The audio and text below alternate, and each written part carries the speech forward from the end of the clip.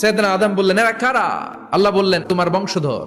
সৈয়দনা আদম বললেন, আল্লাহ, ওই যে একটা রূহ দেখা যায়, এটার নাম কি? এটা তোমার ছেলে দাউদ, সে দুনিয়াতে নবী হয়ে আসবে। সৈয়দনা আদম বললেন, মাবুদ, আমার ছেলে দাউদের কত বছর হায়াত আপনি দিয়েছেন? আল্লাহ বললেন, মাত্র 40 বছর। সৈয়দনা আদম বললেন, মাবুদ, এত ফুটফুটে সুন্দর আমার ছেলে দাউদ, মাত্র 40 বছর দিলেন কেন? আল্লাহ, আপনি বাড়ায় দেন, আল্লাহকে বাড়ানো যাবে না, লেখা হয়ে গেছে। সৈয়দনা আদম বললেন, আমার 1000 বছর থেকে 60 বছর আমি আমার ছেলেরে দিয়ে দিলাম।